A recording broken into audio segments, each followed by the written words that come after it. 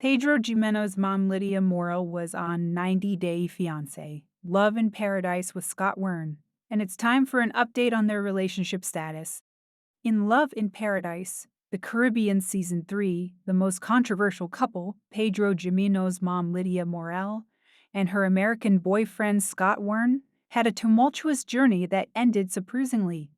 Lidia, who is a 57-year-old from the Dominican Republic and works as a lawyer for a living, found love overseas just like her son did with Chantel Everett. Amid news of Pedro wanting a divorce from Chantel, Lidia became the main character of her own show together with 51-year-old Florida man Scott. She was single for 12 years since leaving Pedro's dad. Lydia's new boyfriend Scott is a registered respiratory therapist from Spring Hill and was previously married to his high school sweetheart for 25 years. If Lidia and Scott end up moving forward in their relationship, Lidia could move to the U.S. permanently to be with her single son, Pedro. Lidia used to be disliked by audiences for the way she treated Chantel on the family Chantel, but Lidia has suffered a lot in her own love life over the years. Scott discovered dating apps after his divorce and played the field for 10 years before he met Lidia. Meanwhile, Lidia was in need of company after 12 years of loneliness and felt it was spectacular when Scott came into her life. 90 Day Fiancé's Lidia was introduced to Scott by her daughter Nicole Jimeno's ex-boyfriend from the U.S. Alejandro Padron. When Scott was in New York for a travel contract, he happened to meet Alejandro in the gym and started to give him tips. Nicole had shown Lidia a photo of Scott, and that's when the relationship took off. Scott dropped a bombshell on Lidia on Love in Paradise Season 3, Episode 7.